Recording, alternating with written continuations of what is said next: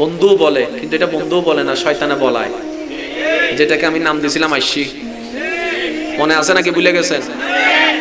তো এই ফর্মুলা আমি আপনাদেরকে কেন জানাইছি, কেন বলেছি? যেন আপনি শয়তানের পরামর্শ কোনটা, নিজের মনের পরামর্শ কোনটা, এই দুইটার মধ্যে যেন ডিফাইন করতে পারেন, পার্থক্য করতে পারেন। যেমন শয়তানের আরো কিছু হাতিয়ারের নাম শুনেন।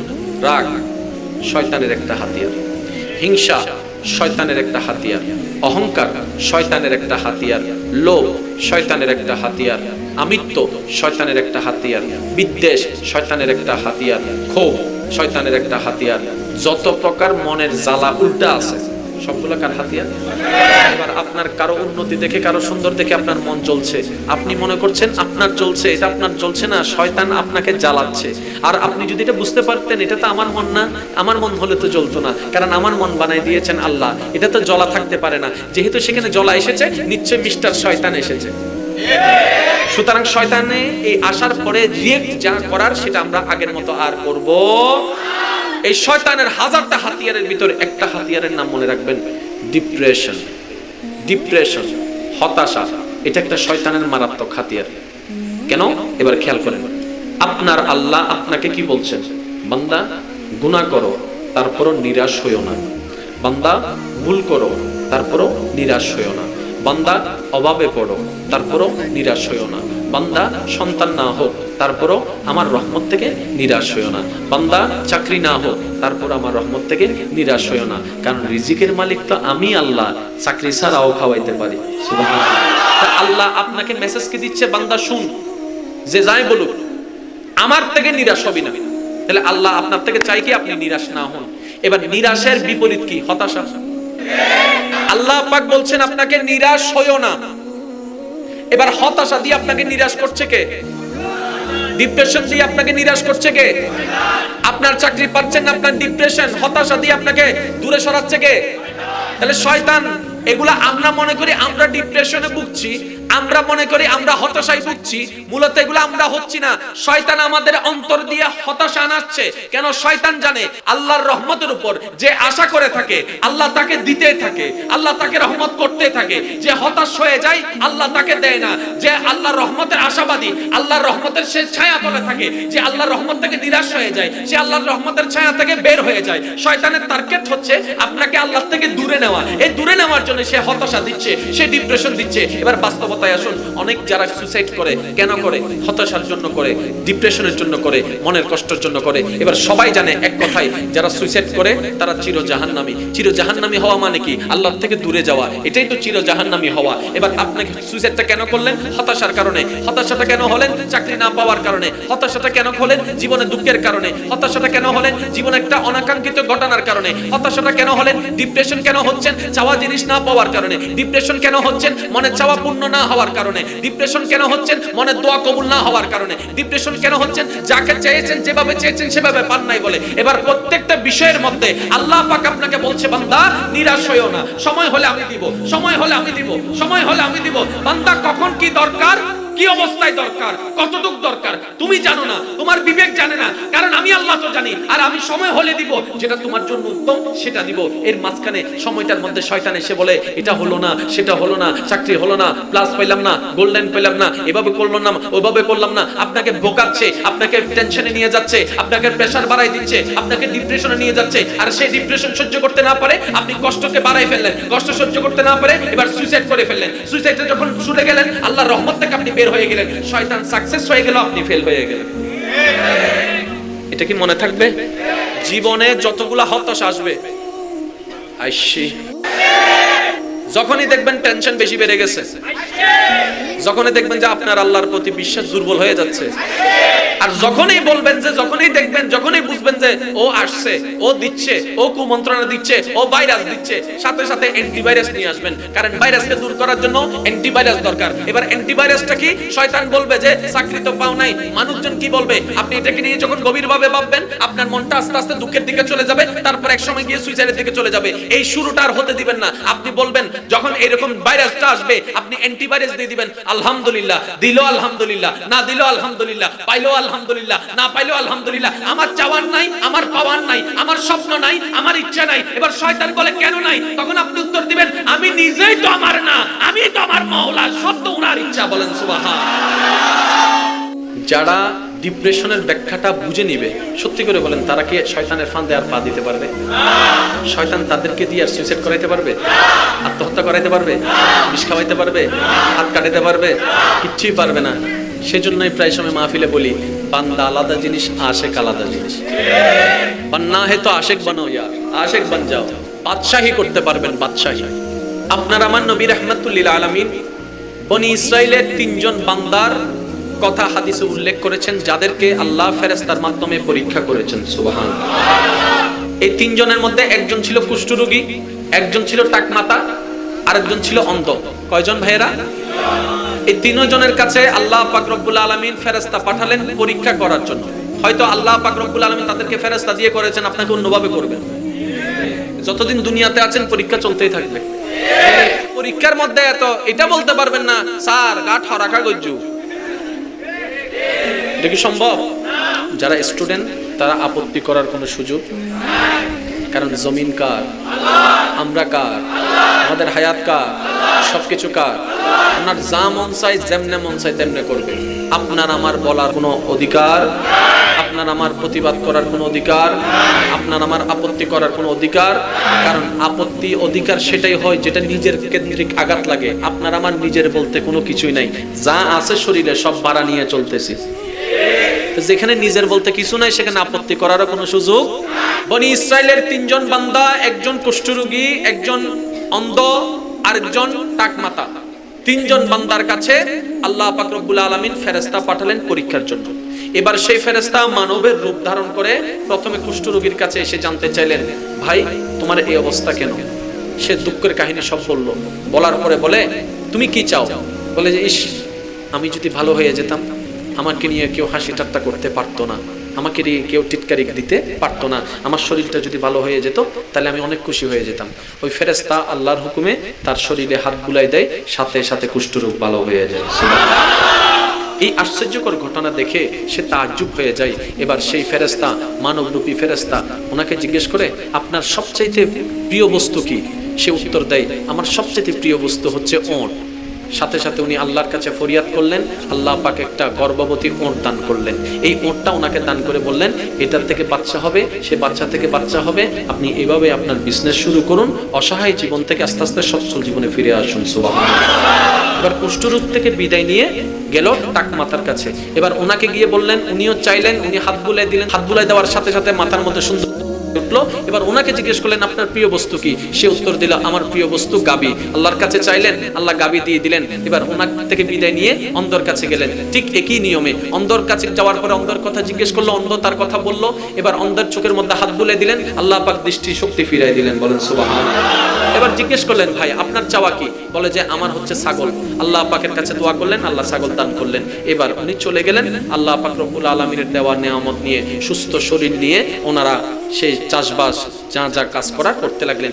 দীর্ঘ অনেক বছর পরে ওই ফেরেশতাকে আল্লাহ আবার পাঠালেন।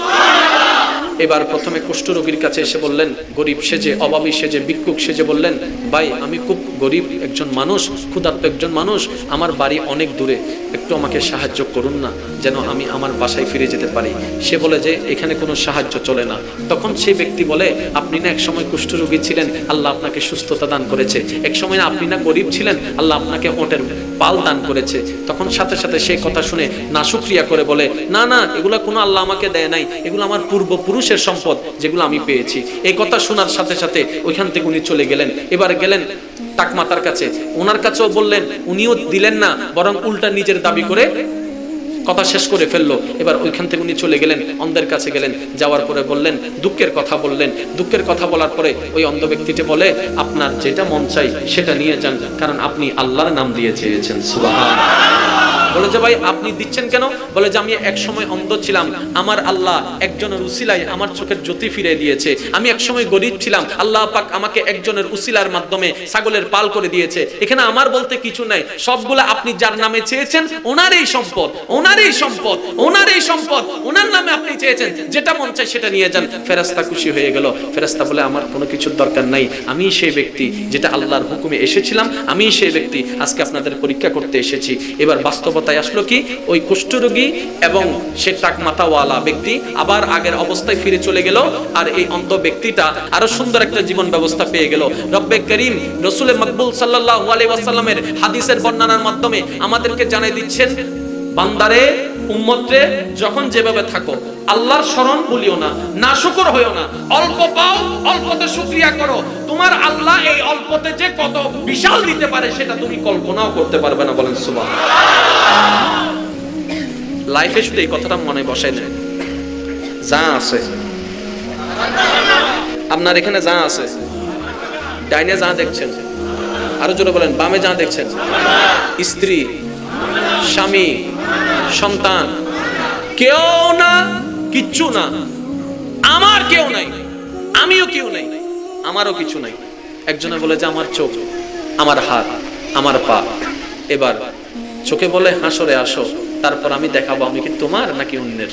এবার হাসরে যাওয়ার পরে চোখ আপনার বিপক্ষে সাক্ষী, হাত আপনার বিপক্ষে সাক্ষী, পা আপনার বিপক্ষে সাক্ষী, কান আপনার বিপক্ষে সাক্ষী, নাক আপনার বিপক্ষে সাক্ষী। যখন আপনার দেহের অঙ্গ প্রত্যঙ্গ আপনার বিপক্ষে সাক্ষী দেওয়া শুরু করলো, এবার আপনি ভাবতে লাগলেন, হাই হাই, সবগুলোতে আমার ভেবেছিলাম, কত যত্ন নিয়েছিলাম চোখের, আজকে চোখটা বেমানি করলো। দাঁতের কত যত্ন নিয়েছিলাম ব্রাশ করে, সেটাও আজকে আমার বিরোধিতা করলো। আসলে তো আমার বলতে কিছু নাই। এবার সর্ব অঙ্গ বলে, এইটাই তো তোমার দুনিয়ায় বোঝা দরকার ছিল, তোমার বলতে কিছু নাই। তুমি যদি সেটা বুঝতে শিখতা, তোমার ভিতরে অহংকার বাস করতো না। তুমি যদি সেটা বুঝতে শিখতা, হিংসা বাস করতে পারতো না। তোমার মধ্যে যদি এটা বাস করতো, তাহলে তোমার ভিতরে লোভ বিরাজ করতে পারতো না। যতই তুমি এগুলা থেকে মুক্ত হতে পারতা, আল্লাহর রহমতের তত কাছে যেতে পারতা। সুবহানাল্লাহ। বান্দার শুধু একটাই কাজ, আল্লাহর হওয়া। এই আল্লাহর হওয়াটাই হচ্ছে সবচেয়ে বড় ব্যাপার। কথা বলেন ঠিক কিনা? এবার আল্লাহর হতে দিচ্ছে না কে? আচ্ছা, শয়তান কি আপনার হাত ধরে আছে, পা ধরে আছে? কেমনে দিচ্ছে না? সে কি করছে জানেন? যে মন দিয়ে আপনি আল্লাহর হবেন, সে মনের উপর সে কব্জা করে আছে। শয়তান আপনার দেহে কোন জায়গায় কব্জা করছে দেখেন তো? কানে, হাতে, পায়ে, আঙ্গুলে, কোথায়? শয়তান এত জায়গা থাকতে তুমি মনটাকে বাছাই করলা কেন? বলে যে মানব দেহের এই একটা জায়গা যেখান থেকে তুমি যদি মন থেকে সিজদা দাও, সিজদাটাও কবুল হয়ে যাবে, মন থেকে দান করো, দানটাও কবুল হয়ে যাবে। সেজন্য সে মনের মধ্যে দখল করে বসে আছে। আপনার উচিত, আপনার টার্গেট থাকা উচিত, আপনার চেষ্টা করা উচিত সে মন থেকে তাকে লাথি মেরে বের করা। আরেকটু জোরে বলেন না। এবার শয়তানকে কি দেখা যায়? শয়তানকে কি ধরা যায়? আচ্ছা, ইন্দি যদি শয়তান আই এনেরি ইতরা তো দেখা না যায়, ইতে যদি এনে হয়, আচ্ছা কেন মানুষ আর দেখো আগে শয়তান আইছে কেন করিবে না? ইতরা ভাইলে কেন করিবেন হো না? শুধু মায়ের আর জীবনের দুঃখ বেকি না কত নলই দিবেন না। ইতা হতো আল্লাহ আরে লুকাই ফেলো, আল্লাহ হতে কিয়া হয়তো তোমার বান্দাও না আরে ফাইলে টমেটো সান্নি বানাই ফেলে ওটা রেখে, ঠিক না ভাই? ঠিক। আরো জোর হন না। উনুরাই যে জ্বালা জ্বালা এই উনি যদি একবার আরে ভাই টমেটো সান্নি বানাই ফেলে। এবার আসেন, শয়তান দখল করে আছে। আল্লাহ পাক আপনার থেকে কি চাচ্ছে? বান্দা, তোর চোখ তোর কাছে রাখ, মনটা আমাকে দে। হাতটা তোর কাছে রাখ, মনটা আমাকে দে। আল্লাহ চাচ্ছে মন, শয়তানও দখল করে আছে মন।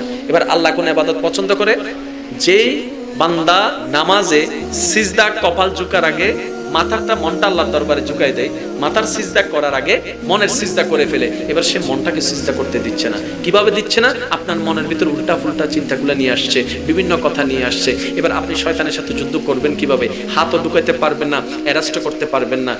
এই যে ফর্মুলা, কিভাবে যুদ্ধ করবেন, এই ফর্মুলাটা শিখবেন যার কাছ থেকে, এরাই হচ্ছে মুহাক্কিক, আল্লাহর ওয়ালি, সালেহিন বান্দা। ওনারা আপনাদেরকে প্র্যাকটিক্যাল শিখাই দিবে।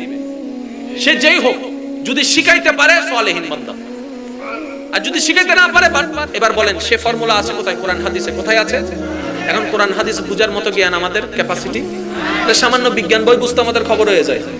কেন আল্লাহর কালাম বোঝা কি এত সহজ না?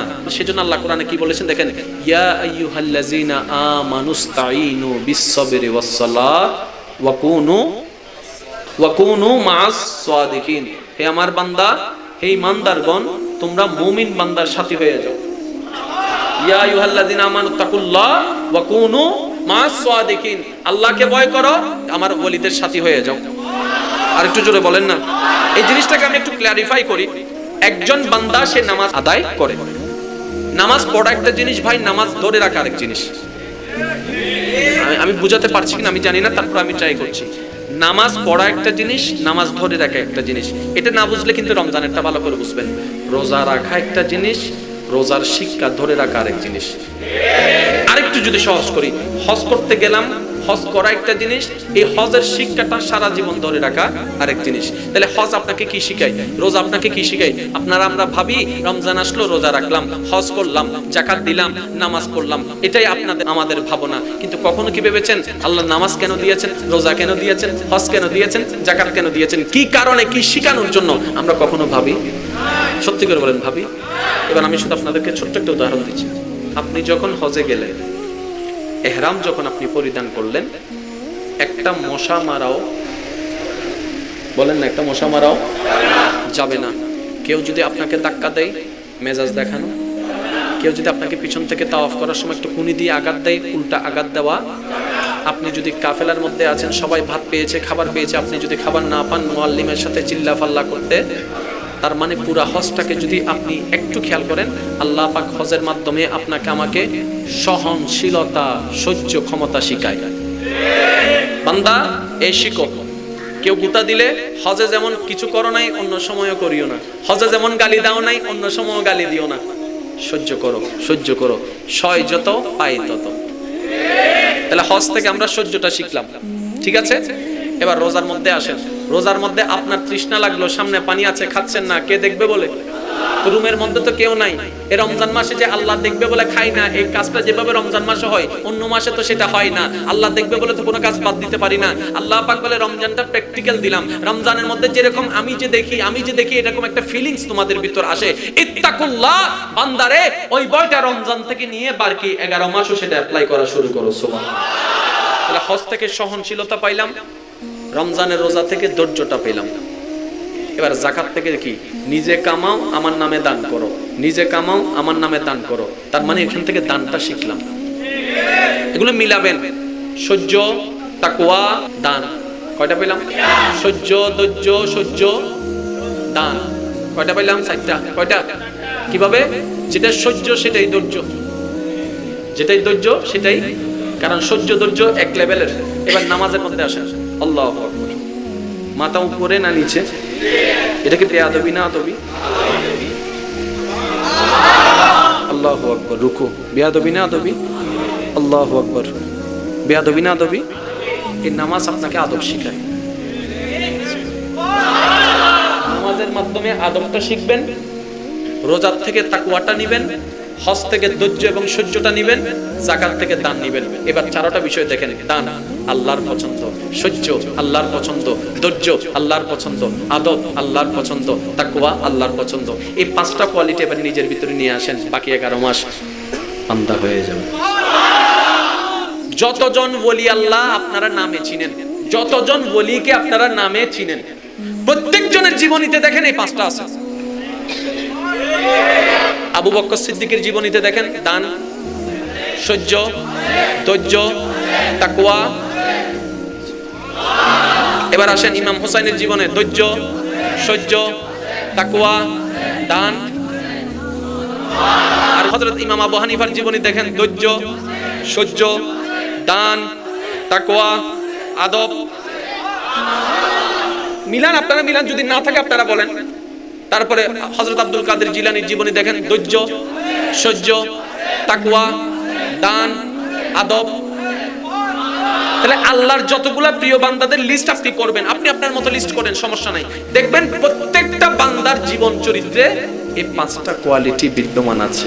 এবার সেই 5টা কোয়ালিটি যদি কোন রকম আস্তে আস্তে একটু একটু একটু করে যদি নিয়ে আসতে পারেন, একদিনে হবে না, এক সপ্তাহে হবে না, এক মাসে হবে না, কিন্তু আপনি যখন ট্রাই করতে থাকবেন, এই ট্রাই করা অবস্থায় যদি মৃত্যু বরণ হয়, হাসরের ময়দানে রব্বে করিমের কাঠগড়ায় দাঁড়ায় এতটুকু বলতে পারবেন, মওলা বুঝতে আমার দেরি হয়েছে সত্য, কিন্তু যেই দিন থেকে আমি বুঝতে পেরেছি সেই দিন থেকে তোমাকে রাজি করার জন্য আমি চেষ্টাই লেগেছিলাম, আমি পারি নাই মওলা, চেষ্টা করেছিলাম। আর আপনারা ভালো করে জানেন, যেই ছাত্র চেষ্টা করে টিচার কখনো তাকে পানিশমেন্ট দেয় খালি হাতা জমা দিলে। আর যদি হনরহম না পারে কিন্তু গুতাগুতি করছি, না না আর ছাত্রই চেষ্টা করছি, তো ঠিক না ভাই? ঠিক। আল্লাহর করার জন্যই আল্লাহ পাক গাইডলাইন দিলেন কোরআন, কি দিলেন? এবার কোরআন বুঝার ক্যাপাসিটি আমাদের ব্রেনে। আল্লাহ পাক কি করলেন? এই কোরআনকে এক সাইডে রেখে নবীকে প্র্যাকটিক্যাল ভাবে নাজিল করে দিলেন। সুবহানাল্লাহ। এই আমার বান্দারা, আল্লাহ পাক বলে আমার নবীর চরিত্র মোবারক দেখো, জীবন দেখো, এদিকে কোরআনকে পড়ো, এদিকে কোরআনকে পড়ো, এদিকে নবীকে দেখো। এদিকে কোরআন পড়ে যা পাবা, নবীর চরিত্র মোবারকে তোমরা প্র্যাকটিক্যাল হিসেবে সেটাই পাবা। বলেন সুবহানাল্লাহ। এবার আমি আপনাদেরকে একটা প্রশ্ন করবো, আপনারা উত্তর দিবেন। কোরআনই নাজিল শুরু হইতে এত নবীর বয়স মোবারক কত? বছর লাগি? 23 বছর। বছর তাহলে পুরা কোরআন কমপ্লিট হইতে লাগি তো বছর? 23 বছর। অনুরুদ্দান হেদায়েতের কিতাব কি? এবার কোরআনই নাজিল হইতে নবীর সময় লাগি বছর। এবার 23 বছরের ভিতর বহুত সাহাবী খবরত গিয়ে না যায়, জাহান্নামী না জান্নাতি? পুরো কোরআন তো না ভাই। যে কোরআন অনুসরণ করি অনতায় জান্নাত তো যাইও। সাহাবায়ে কেরাম তো বেগুনে কোরআন নিবে না ভাই। কেউ 2 আয়াত পাই, কেউ 5 আয়াত পাই, কেউ 10 আয়াত পাই, কেউ একবার। পুরা সাহাবায়ে কেরাম জিনবনে সুন্নাহ। আবু বকর সিদ্দিক পুরা কোরআন নয়, আবু বকর সিদ্দিক আকবরগি কেন? আবু বকর সিদ্দিক কেন? আরা তো কোরআন অনুসরণ করতাম চাই, ওনার আমলত তো কোরআন পরিপূর্ণ নয়, ওনার জানতে সিদ্দিক আকবরগি। আবু বকর সিদ্দিক হতে কোরআন আয়াত সময়ে সময়ে এসেছে। এই কোরআনের অবয়ব কফিল দিয়ে নবী মুস্তাফার চরিত্র মোবারক। সুবহানাল্লাহ। তাহলে সাহাবায়ে কেরাম সম্পূর্ণ কোরআন ফাইদে পড়ে, কিন্তু কামেল গিয়ে দে, যোগ্য গিয়ে দে, উপযুক্ত গিয়ে দে আমার কেন এখন মাদ্রাসা পর্যন্ত বেগুন হতে রহমাতুল লিল আলামিনের মাদ্রাসা। হাই হাই হাই হাই, কেন বাইক বইতার কি সৌভাগ্য নবীর ফিসুদি নামাজ পড়ছি দেব। ইমাম ফাইদে নবীর মতো, নবীর পর ইমাম ফাইদে সিদ্দিকুর মতো। বাদ থাইয়ে দে নবিল্ল, বসিতে নবিল্ল, মজার হাদিস মনে পড়ছে। হযরত আবু বকর সিদ্দিক আর নবীর একখান অভ্যাস মোবারক আছিল দি, এশারের নামাজের ফর বেগুনুরে বিদায় বিদায় হন নাকি বিদায়। আবার তারা স্তুত হতে সবে সাদিক হতে, সবে সাদিক মানে সকাল 6টায় বেন ওই যে তুই তো ডাক মারে এতে। আবু বকর সিদ্দিক যাতে রাসূলুল্লাহ বিদায় লইয়া রে ঘরত আইস্তু, আম্মা জান আয়েশা হদ্দা আয় আর বাবুরে দেখতাম না শুধু 1000 আনে রান একবার কোন নজর আনে বাবা মানে শোনা হতে ফজর নয়, এই যে ফজর নয় এত তিন নো আছে, এই যে ফজর নয় না, এই যে বলতে রাইতাছ আরে মানরকা আব্বাই লাগা গেতলে হতে ফজর গো, হতে দরজান খুললুম, হতে মসজিদে নববী যাই, হতে আবার ওয়াদুহা ওয়ালা রাহমাতুল আলামিনের চেহারা না বার দেখছি। ইতারা তৃষ্ণা আছিল দিয়েন। আল্লাহ রাসূল হাদিস বর্ণনা করেন হতাহর আল্লাহ রাসূলের সাহাবী আনসারী সাহাবী বলে বলে সাহায় থেকে ইবে সনে বুঝা যাচ্ছে হতার মনোযোগ কেন সাহায় থেকে তার সাহাবী হতে কি হইউন না হতে নুন ইলিন আবার উনিত্তজুম তোমার তো নুন ইলাইন ফরাও ভাই তোমার তো না আবার উনিত্তজুম। কারণ আগের যুগের মানুষের স্মরণ শক্তি কি আছিল? বেশি আছিল। হন না কি আছিল? হত্যা হারা হটিয়া দিয়ে তখন নোটপ্যাড নো আছিল, মোবাইলের হনে কিছু নো আছিল। এই তোরা অমুক সালতে এত নিয়া দিলাম দেন আমা কেন মনত আছে ঠিক না ভাই? ঠিক নুন ইলিন তো তো নিত্যজুম, কিন্তু জিয়ান সাইতে কি এন্তা সাইতে তেন তো সাইবালে বেশি নবীর মিকে সাইতে তো কি ভাগ্য কি সব আর নবী যেদিনে দুনিয়াতে ইন্তেকাল হই সালিমিকে যেতে খবর ছড়াই গিয়ে নবীর ইন্তেকালের খবর সব জায়গায় যখন ছড়াই গেছে মদিনার আনাচে কানাচে, তখন আল্লাহ রাসূলের একজন সাহাবা মাঠে কাজ করছিলেন, ক্ষেতের কাজ। যখন ওনার কান পর্যন্ত খবরটা আসছে, সাথে সাথে উনি রব্বে করিমের দরবারে ফরিয়াদ করলেন, আল্লাহুম্মা ইজহাব বাসারি, আল্লাহ আমাকে তুমি অন্ধ বানাই দাও। যখন শুনছে নবী রাহমাতুল লিল আলামিন দুনিয়ার থেকে বিদায় নিয়েছেন জাহেরান ভাবে, উনি সাথে সাথে দোয়া করলেন, আল্লাহ আমাকে অন্ধ বানাই দাও, অন্ধ বানাই দাও। এবার বিবেক প্রশ্ন করে অন্ধ হতে চাও কেন? ঈমান উত্তর দেই, এই চোখটাকে আমি সাজিয়েছি নবী রাহমাতুল লিল আলামিনের চেহারা দেখার জন্য, এই চোখটাকে আমি সাজিয়েছি নবীর মুস্কি হাসিটা দেখার জন্য, এই চোখটাকে আমি সাজিয়েছি নবীর কদমগুলোকে গণার জন্য, এই চোখটাকে আমি সাজিয়েছি নবীর পিছন থেকে তাকানোর জন্য, এই চোখটাকে আমি সাজিয়েছি নবীর বসাটা দেখার জন্য, এই চোখটাকে সাজিয়েছি নবীর ইমামতিটা দেখার জন্য। আজকে যদি আমি সেই নবীকে দেখতে না পারি, আমার এই চোখ দিয়ে কিচ্ছু দেখার আমার স্বাদ নাই, স্বাদ মিটে গেছে। নবীকে দেখে ইচ্ছা মিটে গেছে, নবীকে দেখে নতুন কোনো চাওয়ার নাই, আমি অন্ধই হয়ে থাকি, অন্ধই হয়ে থাকি, অন্ধই হয়ে থাকি। দোয়া করলেন, সাথে সাথে কবুল। হাদিসে পাকে এসেছে উনি ইন্তেকাল পর্যন্ত অন্ধই ছিলেন, কিন্তু আল্লাহর কুদরত এমন ভাবে ওনাকে সাহায্য করেছেন, অন্ধ হলেও উনি সচক্ষে মানুষ ওয়ালার চাইতে আরো ভালো বুঝতেন, আরো ভালো দেখতেন। বলেন সুবহানাল্লাহ। এবার বাস্তবতায় আসেন, যারা অন্ধ আছে দেখবেন আপনাদের এলাকায়, তারা কিন্তু একা হাঁটতে পারে। কিরে মামু আড়াত দেখে নে, হয়তো তোরা শক্তি যে দুধ দেহস আর আহল দি তার চাইতে বেশি দেই। যারা অন্ধ তাদের একটু পাওয়ারটা বেশি, একটু খেয়াল করবেন না। এই তুই জব দে না, কিরে ওয়া ফিজুদু সুখ দুয়া আছে নাকি তোমার দেইলে কেন, হয়তো তোর আওয়াজ শুনি বুঝিতে জিবে তুই। যখন একদিকে কমাই দেয় আরেকদিকে, একদিকে কমাই দিলে আরেকদিকে বাড়াই দেয়। সেজন্য আল্লাহ কখনো কাউকে কম দেয় না, যার যতটুক দরকার আল্লাহ পাক তাকে ততটুক দান করে। বলেন সুবহানাল্লাহ।